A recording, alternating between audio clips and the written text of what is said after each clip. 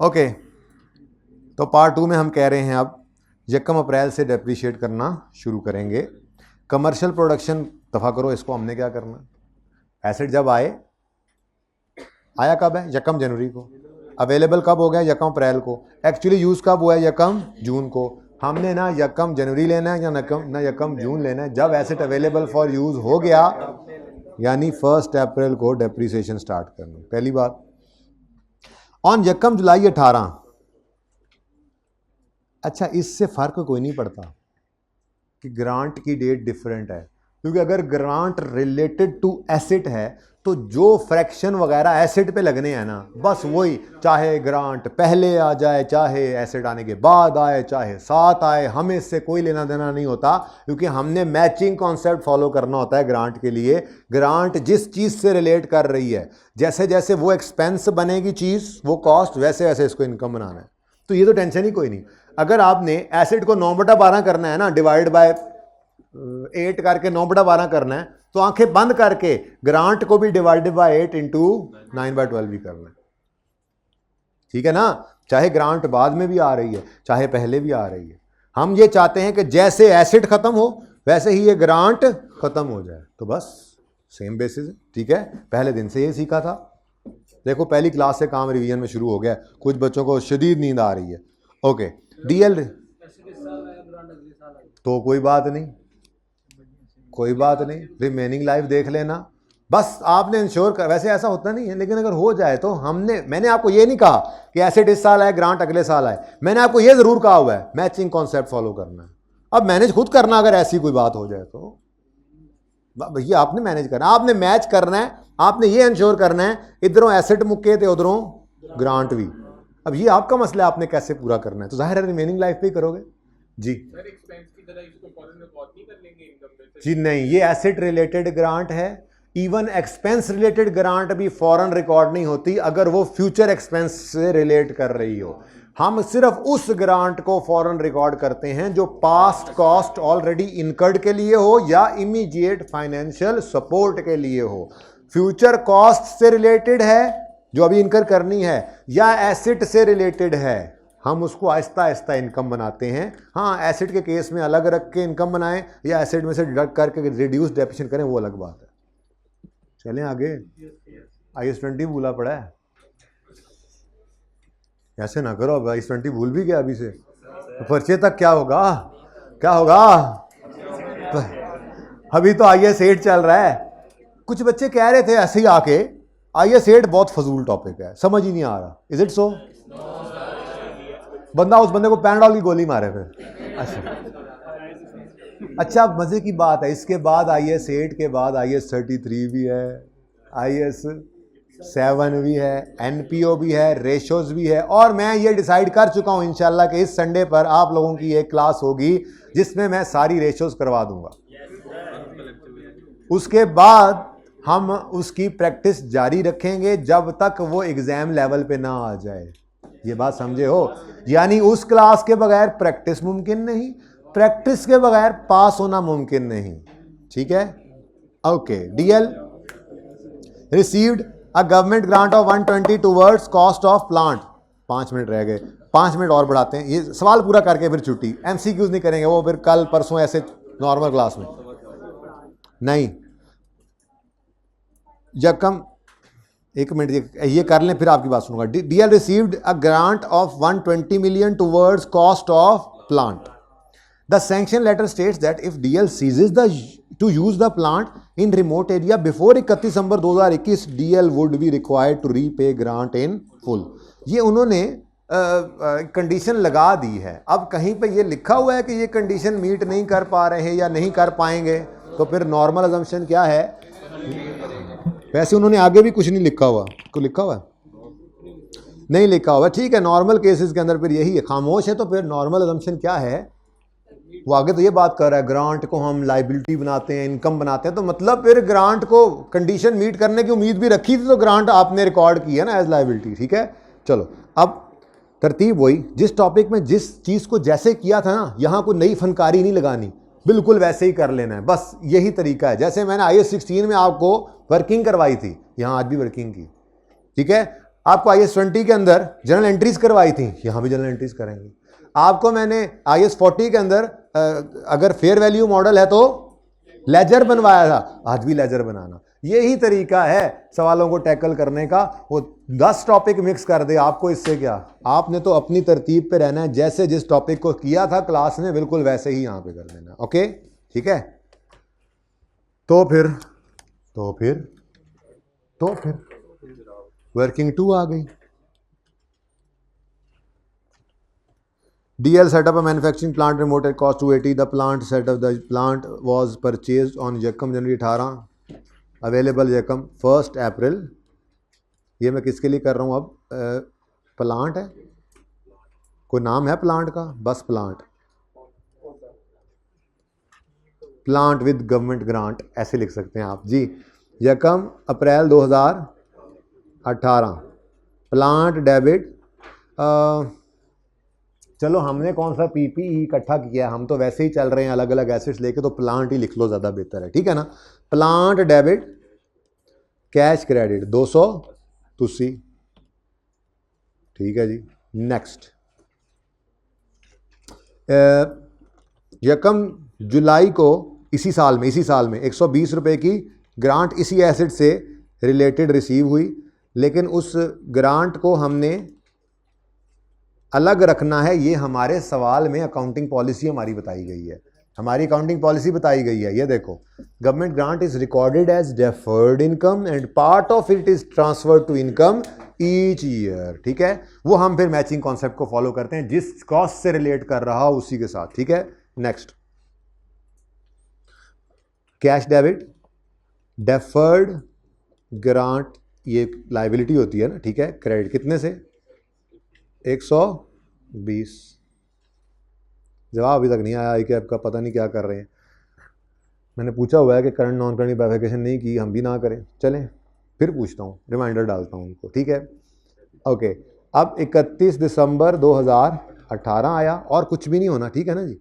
तो डेप्रिसिएशन होनी है बस। फिर डेप्शन डेबिट मैं प्लांट ही क्रेडिट कर रहा हूँ, हालांकि कंपटीशन क्रेडिट होनी है, लेकिन अब आपको पता लग गया है रेक्टिफिकेशन का टॉपिक पकड़कर, ठीक है सारा, कि अगर इस तरह से आपने इम्पैक्ट लेने हो ना एसेट पे एक्सपेंस पे, तो फिर PPE को ही दूसरा इम्पैक्ट, एसेट को ही दूसरा इम्पैक्ट डाल लिया करो, ठीक है। इससे ज़रा संभालना आसान है। मैंने प्लांट प्रेजेंट करना है ना, प्लांट डेबिट प्लांट क्रेडिट, ये इजी है। अब एक्विडेशन अलग खोल लूँ तो वो फिर ज़्यादा मसला करता है, तो ये ईज़ है। वरना दरअसल डेप्शन की एंट्री में depreciation expense debit accumulated depreciation ही क्रेडिट होता है, क्योंकि IAS 16 ये कहता है नोट के अंदर, याद है डिस्क्लोजर्स, बताओ ग्रॉस कैरिंग अमाउंट और अक्यूमुलेटेड डेप्रिसिएशन अलग अलग, ओपनिंग पर क्लोजिंग पर, ओपनिंग पर क्लोजिंग पर। तो फिर वो तो तभी हो सकता है जब अलग रखा हो। तो प्रेजेंटेशन वही है बेटर, उसी से नोट बनेगा। लेकिन बाकी टॉपिक्स में ना, जहां आपने एक्सट्रैक्ट शो करने हैं, रेक्टिफिकेशन करनी है, एक्सट्रैक्ट शो नहीं करने बल्कि गलती के इम्पैक्ट एसेट्स लायबिलिटीज़ पे, एक्सपेंसेस इनकम से प्रॉफिट्स पे शो करने हैं, वहां पे मैंने आपको कहा हुआ है डेप्रिसिएशन की एंट्री एसेट में ही कर दिया करो, इससे संभालना आसान हो जाता है। आज ज़रा डबल स्पीड पे सुन के दिखाएं इस डिस्कशन को बच्चे। मैं कहता हूँ आज फायरिंग हो रही है ऐसे 222 की, है ना, सॉरी, लेकिन क्या करें, ये सवाल पूरा करना ज़रूरी था। डेप्शन डेबिट प्लांट क्रेडिट, आज जो डबल स्पीड पे सुन रहा होगा उन्हें कुछ समझ नहीं आ रही होगी, कहेंगे यार पता नहीं आज असल, वो कहेंगे आज समझ ही नहीं आ रही। डेप्रिसिएशन डेबिट प्लांट क्रेडिट कितना है, एसिड कितना है, कोई रेजिडुअल वैल्यू वगैरह है, खामोश है तो स्ट्रेट लाइन लगाएंगे। लाइफ गिवन है 8 साल और 9/12, बोलो 26.25।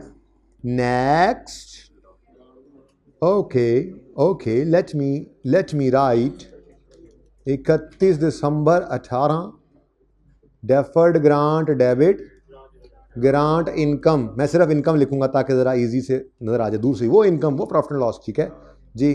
कितनी ग्रांट थी? 120। अब आंखें बंद करो और इधर लिखो 8 से डिवाइडेड और 9/12। अब ये मुझे कोई ना कहे ग्रांट को तो आए 6 महीने हुए भाईजान, जिस चीज़ से रिलेट कर रही है वो तो 9 महीने फारिग हो गया है ना। अब जब एंड होगा तो एसेट खत्म हो जाएगा और 3 महीने ग्रांट के फिर भी पड़े होंगे इनकम बनने वाले।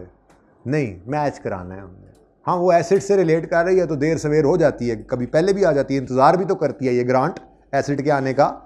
तो आज अगर एसेट पहले आ गए तो कोई बात नहीं, भेज दो साथ 11 पॉइंट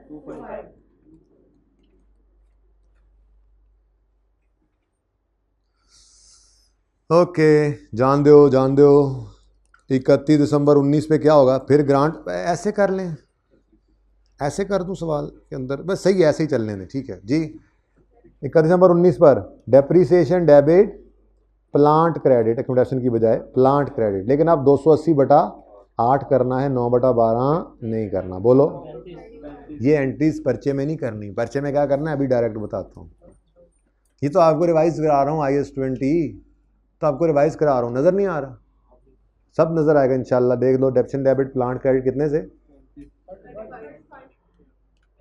और डेफर्ड ग्रांट ये मैंने आपको ना IS-20 रिवाइज कराया बच्चों मैंने आपको ये नहीं कहा पर्चे में इतना टाइम थोड़ा ही है उसने एक्सट्रैक्ट्स मांगे हम पागल हैं हम ये करें चलो ये तो ज़रूरी था इसके बगैर तो काम चलना नहीं था और इसने उसके बगैर मैं भी चला के दिखाता हूँ काम दौड़ेगा चलेगा नहीं दौड़ेगा अभी देखना अभी बस बस बस 1 मिनट दे दो मुझे बस इसके बाद फिर सिर्फ वेयर हाउस है और वो इन्वेस्टमेंट और वो है जो MCQ में लिया हुआ 5 मिनट का 1 मिनट बस 1 मिनट और थोड़ी सी हिम्मत और कर लें ये सवाल जागते जीते हुए कर लें ये मैं होमवर्क भी दे सकता था टेस्ट में डालने का मकसद सिर्फ ये था कि ये सवाल मेरे नज़दीक बहुत इंपॉर्टेंट था मैं चाहता था कि आप इसको टेस्ट के अंदर भी अटैम्प्ट करें और फिर मैं इसको डिस्कस भी करूं होमवर्क वाला आप करते ना करते मैं डिस्कस कर लेता तो बहरहाल इसकी इंपॉर्टेंस को सामने रखते हुए ये टेस्ट में दिया था हालांकि इसके अलावा भी सवाल थे मेरे पास deferred grant debit grant income credit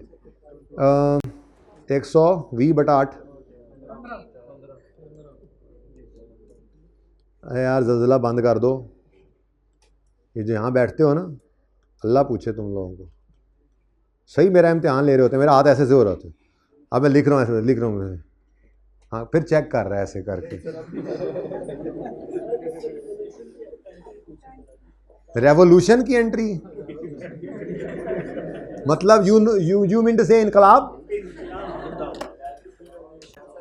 कौन सा इनकलाब कैसा इनकलाब PTI छोड़ रहे हो ये काम नहीं करना डायरेक्ट काम करना है सवाल पढ़ा 280 रुपए का एसेट है नाम है इसका प्लांट कब आया है ये इसके बाद सिर्फ वेयर हाउस है ना ट्रांसफर तो नहीं हो रहा वेयर हाउस फिर भी मेरे डर पड़ गया ज़रा थोड़ी सी जगह बना लेते हैं यार क्या पता भैड़े वेले दा आप कह के बाद में मुकर भी सकते हैं इक्विटी थोड़ा सा इसीलिए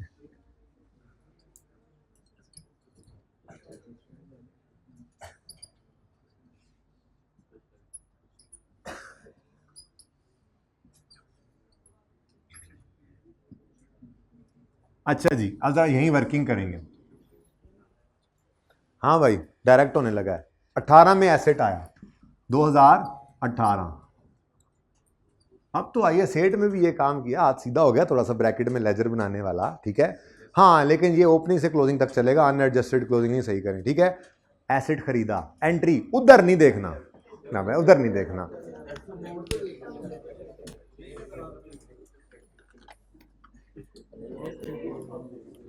डायरेक्ट अब बोलो एंट्री प्लांट डेबिट सवाल सामने होना चाहिए ये सामने ये डाटा सामने है ये सामने है बस ये किधर गया ये नजर नहीं आ रहा सही अब सही नजर आ रहा है ठीक है plant debit cash credit 280 cash extracts में हम नहीं लिखते होते बताया हुआ है ठीक है और फिर कुछ दिन बाद डेफर्ड ग्रांट क्रेडिट करनी है कैश आ गया है ठीक है लाइबिलिटीज में फिलहाल लिख लो अभी आज क्या करो नॉन करंट ही रखो इसको ठीक है ना ओके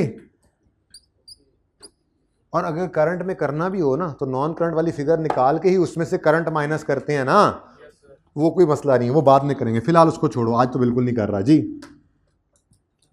डेफर्ड ग्रांट अब क्या लिखना ये प्लांट से रिलेटेड है बस एक ही ग्रांट है बस ठीक है एक ही जो है ठीक है अच्छा अब डेफर्ड ग्रांट 18 में आई cash debit deferred grant credit 120 दो एंट्रियां हो गई उसके बाद वो कहता है और कुछ नहीं, बस शर्तें शुरतें बताई हैं उसने, और साथ कह रहा है शुरतें कहाँ हैं जी। उसके बाद कह रहा है जी वो ये हो जाएगा तो ये हो जाएगा, लेकिन ऐसा कुछ कहा नहीं उन्होंने, तो ये करने की ज़रूरत नहीं है। एसिड 1 अप्रैल को रेडी टू यूज़ हो गया, 8 साल लाइफ है, तो 9 महीने डेप्रीशिएट करना है। डेप्शन कहाँ आएगी? प्रॉफिट एंड लॉस में। डेप्रीसिएशन एक्सपेंस किसका है जी? ये प्लांट का डेप्शन एक्सपेंस आ गया, ठीक है। 2018 का बोलो ना 280 वर्किंग तो एग्जामिनर को शो करनी है ना, वो जो भाई को कह रहे थे कि सारा काम यहाँ होना है, करके तो दें, ठीक है। 280 डिवाइडेड बाय 8, ठीक है, इंटू 9/12। अब क्या आंसर है जी? अब इसकी एंट्री डबल पोस्ट करनी है। 26.25 से डेप्रीसिएशन एक्सपेंस डेबिट और पीपीई क्रेडिट 26.25, ठीक है जी। और अगला काम क्या है? अब जैसे ये डेप्शन नजर आएगी उधर से डेफर्ड ग्रांट में रोला डाल देना है।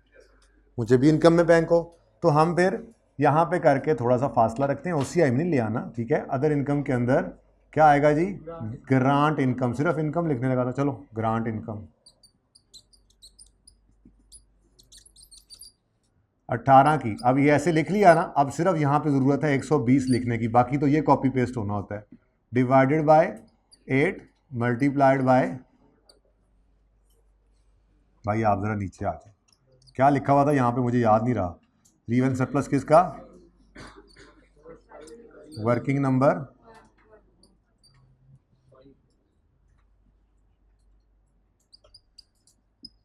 ठीक है जी। अच्छा जी, अब ग्रांट इनकम कितनी है? 11 पॉइंट। इसकी एंट्री क्या होती है? डेफर्ड ग्रांट लायबिलिटी डेबिट, यानी कम, और इनकम क्रेडिट। तो ये ग्रांट डेबिट 11 पॉइंट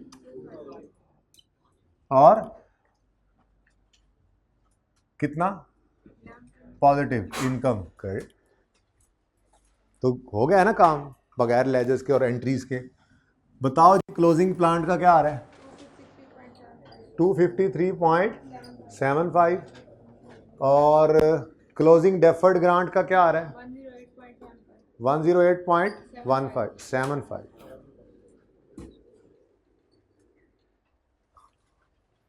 पहला साल खत्म। नहीं रहने दो फिलहाल, तो मसला कोई नहीं है। अगर देखो ना कितनी बड़ी बात है, मैंने सिर्फ आपको एक दिन बताना है यार करंट नॉन करंट किया करो बाइफरकेट, जब उनका जवाब आना है तो। अब उसमें क्या करना पड़ेगा आपको नहीं नज़र आ रहा। अब अगला साल पूरा साल इनकम में जाना है, तो 120/8 करोगे कैलकुलेटर पे, कितना आएगा? 15। वो 15 यहाँ से माइनस करके इधर लिख दोगे और यहाँ पे बाकी आ जाएगा। मसला क्या है? कोई मसला नहीं, हो जाएगा, कोई मुश्किल काम नहीं, बता दूंगा। फिलहाल बस ये जो सीखने वाला काम वो सीखो। 10 मिनट ऊपर हो गए टारगेट से। नेक्स्ट अगला साल ले आते हैं। अब अगले साल में दोबारा से इसको नहीं रिकॉर्ड करना एसिड को, ठीक है, बस बुक वैल्यू लिख लेता हूं मैं, या यही दोबारा लिख सकते थे। 253.75 बुक वैल्यू पे पड़ा है और ग्रांट 108.75 पे पड़ी हुई है। ये मैंने बुक वैल्यू उतार ली ताकि आगे मजीद चल सके। अब डेप्रीसिएशन एक्सपेंस कितना है जी? 280 डिवाइडेड बाय 8 और कुछ बटे छटे नहीं लगाने, बोलो 35 से depreciation expense debit PPE credit. और सेम बेसिस पे 19 के अंदर ग्रांट इनकम 120 डिवाइडेड बाय 8, कोई बटे छटे नहीं लगाने, 15 रुपये से। अच्छा सॉरी डबल एंट्री तरतीब से जी। Deferred grant debit, grant income credit, ठीक है। खत्म कहानी, खत्म कहानी। बताओ 21.75 93 पॉइंट। और अगेन अगर करंट नॉन करंट होता तो सिर्फ 15 अलग लिखना था, इसमें से माइनस कर देते बाकी नॉन करंट, लेकिन उसको छोड़ो। 2 एडजस्टमेंट्स हो गई, तीसरी सबसे आसान वाली करते हैं फिर छुट्टी। वैसे एमसीक्यूज घर से करके आना, ज़रा कल डिस्कस करूंगा, ये कह रहा हूँ जी। कौन सा 5 वाला? हाँ, चलो वो करवा देता हूँ फिर। चलो अब बच्चों ने फरमाइश की है, मैं तो नहीं करवा रहा था वैसे। नंबर 3, अ वेयर हाउस, चुप चुप चुप चुप, ये 5 टॉपिक्स हैं, समझो, सिर्फ 36 नहीं है, बीच में 23 नहीं है, वरना वो भी डल जाते होते हैं, अक्सर सवाल किए हैं। इतनी अच्छी रिवीजन हुई आज, आपने एक क्लास के अंदर 3 स्टैंडर्ड्स रिवाइज किए हैं, IAS 20, IAS 40, IAS 16, full fledge उनको उस लेवल तक रिवाइज किया है कि जो लेवल आपका प्रेजेंट होता है फाइनेंशियल स्टेटमेंट्स में। A warehouse was given on rent on यकम जनवरी 18, वर्किंग नंबर 3। रेंट वाला है अगर तो फेयर वैल्यू मॉडल पे हुआ ना प्रीवियसली, और उन्होंने कहा था, हाँ पढ़ के आए, investment properties carried at fair value, और वो क्या कह रहा है जी, गिवन ऑन रेंट, किस दिन, यकम जनवरी 18 पे। पर ओए हो, अच्छा अच्छा, कहानी कुछ और भी है। Previously warehouse was in use of DL। ओहो, अच्छा, ये तो ट्रांसफर का केस है, ये तो IAS 16 में था, IAS 40 में आया है, और फेयर वैल्यू मॉडल IAS 40 में अप्लाई हो रहा है। तो अब IAS 16 चाहे कॉस्ट मॉडल पे चल रहा है अदर देन स्पेशलाइज्ड व्हीकल, इस वेयर हाउस को इसे फेयर वैल्यू पर लाकर भेजना पड़ेगा, और IAS 16 वाले फेयर वैल्यू मॉडल को रीवैल्यूएशन मॉडल कहते हैं। यानी एक्सक्यूज मी, ये लेजर बाद में बनेगा, पहले यहां पर डेट, डिस्क्रिप्शन, आगे नाम क्या उसका, warehouse, revaluation surplus, profit and loss, पता नहीं है भी सही कि नहीं, प्रॉफिट एंड लॉस मेरे ख्याल में नहीं था। अच्छा, अब इसके बारे में पढ़ते हैं। ऑन यकम जनवरी कैरिंग वैल्यू एंड रिमेनिंग, शुक्र है यकम जनवरी को बुक वैल्यू दे दी उसने। इतनी आसान एडजस्टमेंट, ये पकड़ना जरा, इतनी आसान एडजस्टमेंट्स। यकम जनवरी 18 पर बीवी गिवन कितनी जी, remaining life, carrying value and remaining life is 80 and 16 respectively, ये है 80। और इसी दिन ये क्या कह रहे हैं, ओ यानी कि बस इससे आगे इसको आप, ये बुक वैल्यू यकम जनवरी 18 की है, बस बस बस इसी दिन इसको ट्रांसफर करना है, डेप्रिशिएट ना करो, हाँ रीवैल्यू करना जरूरी, क्योंकि ये कॉस्ट मॉडल पे पड़ा हुआ है। स्पेशलाइज्ड व्हीकल के अलावा तो PP कॉस्ट मॉडल पे रखते हैं ना, ये तो कॉस्ट पे पड़ा हुआ है, लेकिन इन्वेस्टमेंट प्रॉपर्टी में नजर आ रहा है, वो कह रहा है जाके बैठना जरा भाई, इन्वेस्टमेंट प्रॉपर्टी में हम यूज कर रहे हैं फेयर वैल्यू मॉडल। तो आपको याद है मैंने कहा था, अगर इन्वेस्टमेंट प्रॉपर्टी में कॉस्ट मॉडल होता, इन्वेस्टमेंट प्रॉपर्टी में कॉस्ट मॉडल यूज हो रहा होता, तो 100 ये 80 पर ही ट्रांसफर होकर वहां चला जाता, और आगे 80 फिर डेप्रिशिएट होता रहता। लेकिन अगर IAS 40 में फेयर वैल्यू मॉडल है, तो IAS 40 कहता है पाइन फेयर वैल्यू ते ले आके मैनू दो, डीम्ड कॉस्ट फेयर वैल्यू पर लाओ फिर मुझे दो।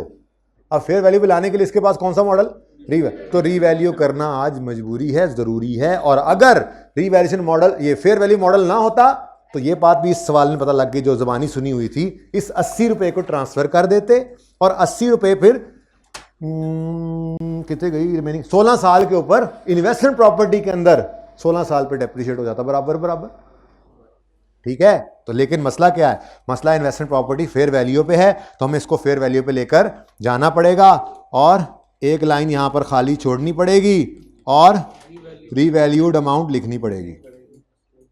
रीवैल्यूड अमाउंट का मतलब फेयर वैल्यू ही होता है ना, और वही सवाल ने बताई हुई हैं, fair value of the warehouse on मुख्तलिफ तारीख इज एज फॉलो। यकम जनवरी 18 पे 104, फिलहाल तो मुझे इसी से कंसर्न है। तो यकम जनवरी 18 पे कितना जी, 104, 24 का क्या आ गया, रीवैल्यूएशन सरप्लस, ये ठीक है जी, आगे कुछ भी नहीं गया। लेकिन अब साथ ही हमने क्या करना है, इसको यहां से निकालना है, क्रेडिट PPE याद है, इसको यहां से क्या करना है, निकाल देना है, और कहां ले जाना है, और वो किस पे पड़ा है, वो फेयर वैल्यू मॉडल पे, तो लेजर बनाए, तो लेजर बनाते थे, ठीक है। तो warehouse fair value model पे, ठीक है। इन्वेस्टमेंट प्रॉपर्टी बन गया ना, ठीक है। मॉडल कौन सा है, फेयर वैल्यू, तो हम इसके लिए लेजर बनाया करते हैं। ठीक है, अब पीपीई हो गया क्रेडिट, क्या बचा यहाँ पे 0, और वेयर हाउस में हमने इसको कर दिया डेबिट। कहाँ से आया है, किस दिन,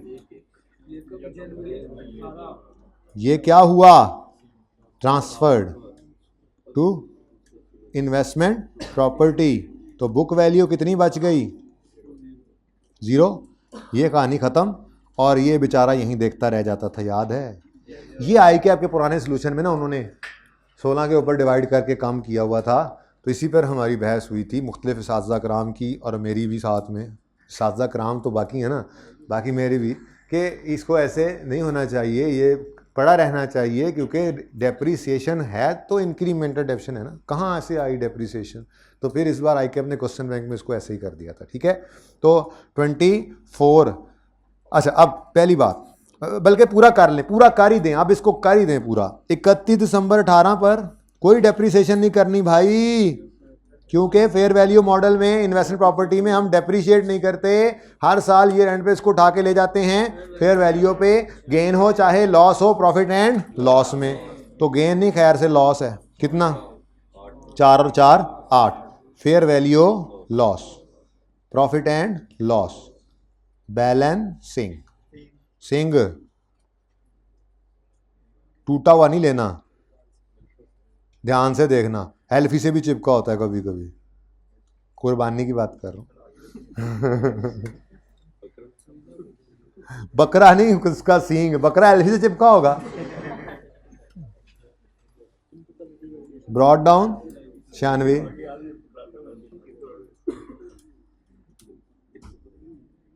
ये दोंदा चोगा चेक करना आता है, उसके दांत क्यों देख रहे हो, उसके बहुत सारे दांत हैं, 2-4 वाला नहीं है ये, बहुत सारे दांतों वाला है। ओके, पता है दोंदे चोगे का बड़ा लेते हैं आप, उसमें भी होता है। अच्छा सुने, सवाल कर लें। 31 दिसंबर 19 पर 115, शर्म की बात है, पता होना चाहिए, कल कला को खुद को कुर्बानी लेनी पड़ गई तो क्या लेके आओगे बाजार से, कुछ भी, कुछ भी ले आएंगे। ये पता होना चाहिए चीजों का, अपने बड़ों के साथ जाया करो अल्लाह के बंदो। ये सारी चीजें किताबों से नहीं मिलनी। हाँ, तो मंडी आखिरी दिन चले जाना, रात को चले जाना, ईद वाले दिन सुबह भी जाओगे तो जानवर होते हैं, जाके फिर आना।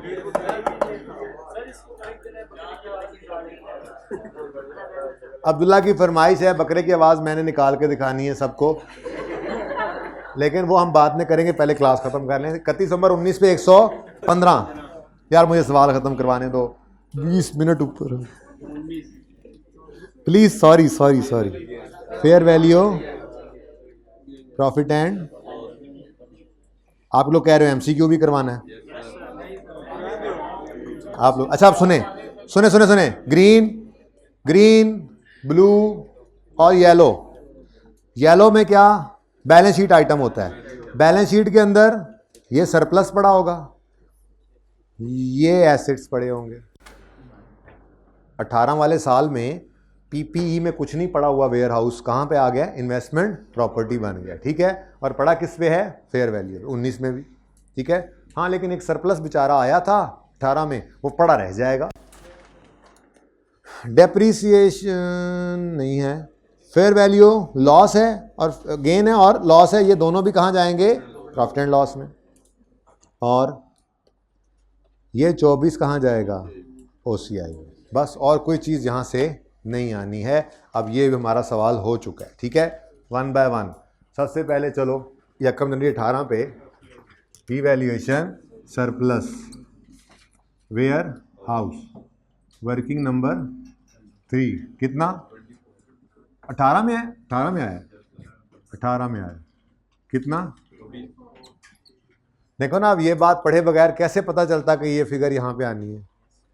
ठीक है, ये 18 के अंदर 24 का सरप्लस आया और यही ट्रांसफ़र हो गया रिटेन अर्निंग्स के अंदर, वो चेंज इन इक्विटी के अंदर सरप्लस के कॉलम में चला गया, और वहाँ से इसके अंदर कोई मूवमेंट नहीं हो पाई क्योंकि इंक्रीमेंटल डेप्रिसिएशन थी नहीं, वरना ये 24 ना रहता, कम हो जाता। बहरहाल यहाँ पे आए हम, revaluation surplus on warehouse 24 का ही आया पड़ा है। 18 ख़त्म नहीं हुआ, 18 में ये यकम यानी 18 को ये काम हमने किया और उसके बाद इसको ट्रांसफ़र किया। ट्रांसफ़र की तो कोई एंट्री नहीं है, आ जाएगा वहाँ पे। 8 का fair value loss profit and loss में, और 96 पर warehouse non current assets में इन्वेस्टमेंट प्रॉपर्टी बन गया। ठीक है, तो अब यही गुजारा करते हैं। फेयर वैल्यू गेन होगा तो पॉजिटिव, लॉस होगा तो नेगेटिव, जरा एक ही लाइन में गुजारा हो गया। ठीक है, अब 2018 में फेयर वैल्यू लॉस है 8 रुपए का। तुम्हें समझ नहीं आ रहा? अच्छा 8, सर मेरी शक्ल ही ऐसी। 96 रुपए पर investment property non current assets में, नाम है इसका वेयर हाउस। देखो लिखने की जरूरत नहीं है, वैसे आपके लिए लिख रहा हूं। ये क्या है? पीपीई। ये क्या है?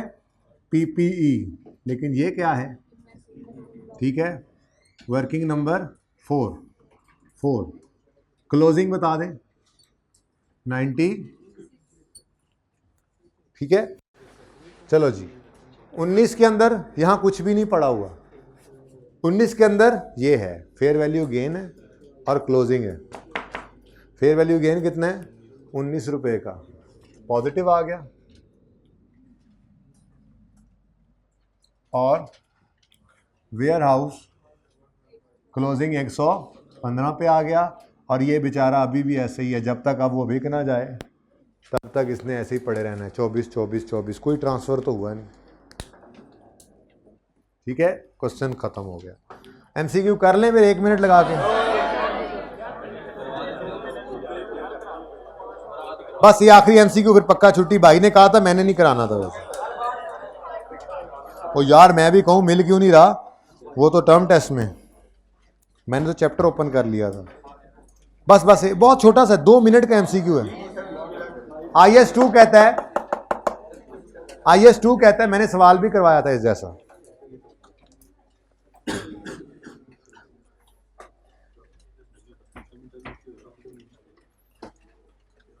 एमसीक्यू नंबर 5 है।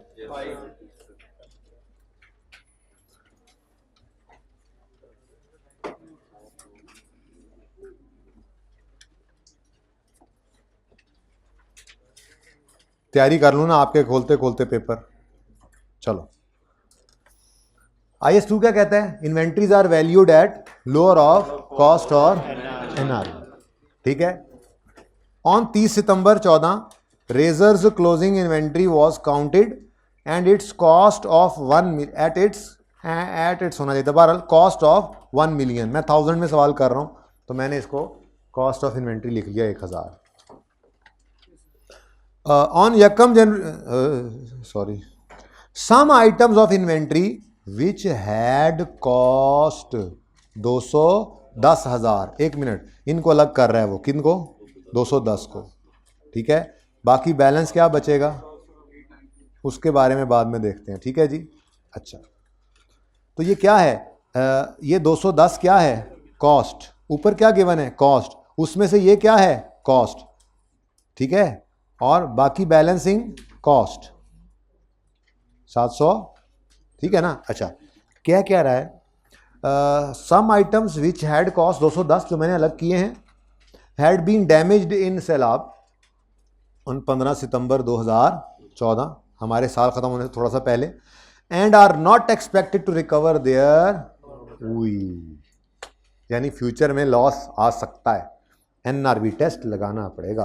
वैसे NRV टेस्ट इन्वेंट्री पे हर साल ही लगाते हैं। खैर, अच्छा, द ऑडिट में आप जाएंगे, चेक भी करते हैं, आप अपने क्लाइंट से पूछते हैं NRV टेस्ट लगाया, इन्वेंट्री ओवर वैल्यूड तो नहीं, चेक कराओ ज़रा। सब्सिक्वेंट बड़े बड़े प्रोसीजर होते हैं, आप पढ़ेंगे ऑडिट में। बहरहाल ऑन 15 सितंबर 14 and are not expected to recover their normal selling price which is calculated to achieve a gross profit margin of वो कहता है, ये बड़ा फनकारी वाला MCQ। ठीक है, ये क्या है? गिवन क्या है? कॉस्ट। ठीक है, मुझे क्या चाहिए? सेल प्राइस नॉर्मल वाली, उसी से ही फिर पता लगेगा ना कि इस पे नहीं बिक सकता बल्कि इससे इतने % कम पे बिक सकता है। तो मुझे नॉर्मल सेलिंग प्राइस निकालनी है, तो मुझे गिवन सवाल में क्या है, प्रॉफिट मार्जिन। तो इसमें 2-3 छोटे छोटे कॉन्सेप्ट्स ना इंट्रो के रिवाइज हुए थे, जो करवाए थे ना, वो टेस्ट किए थे जी। Margin means sale on sale, तो मैं यहाँ पे लिखता हूँ cost plus profit is equal to sale में 100 किसे, सेल को, प्रॉफिट कितना 30, तो बैलेंसिंग कॉस्ट कितनी 70। अब ये मेरी इक्वेशन बन गई। अब मैं कह रहा हूँ नॉर्मल सेलिंग प्राइस बता दो, तो आप कह रहे हो सर ये गिवन अमाउंट कॉस्ट है, इसको डिवाइड करेंगे 70 से, समझ आ रहा है, डिवाइड करेंगे 70 से, और रिक्वायर्ड क्या है, सेल वाली अमाउंट सेलिंग प्राइस, उसको मल्टीप्लाई करेंगे 100 से, तो आंसर क्या आया, ये 300 क्या है, नॉर्मल सेलिंग प्राइस।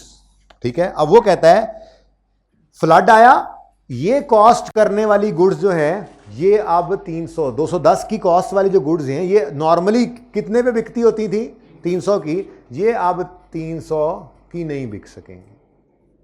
ठीक है, कितने की बिकेंगी, the sale of these goods will be handled by an agent who sells them at 80% of their normal. ओ एनआरवी लगाना पड़ गया। ठीक है, तो इसका मतलब ये जो है ना, ये डैमेज्ड हो गई, ये डैमेज। ठीक है, इनकी हमें क्या कैलकुलेट करनी पड़ रही है, एनआरवी। उसके लिए अब वर्किंग 1 कर लेते हैं। वैसे तो ये एमसीक्यू था, यही वर्किंग 1 है। वैसे तो वर्किंग की ज़रूरत ही नहीं होती, आप 7 वाले से देख के भी अगर लिख लेंगे, जो कि आपके लिए शायद जायज़ ना हो, बहरहाल उस पर नंबर फिर भी वो दे देगा।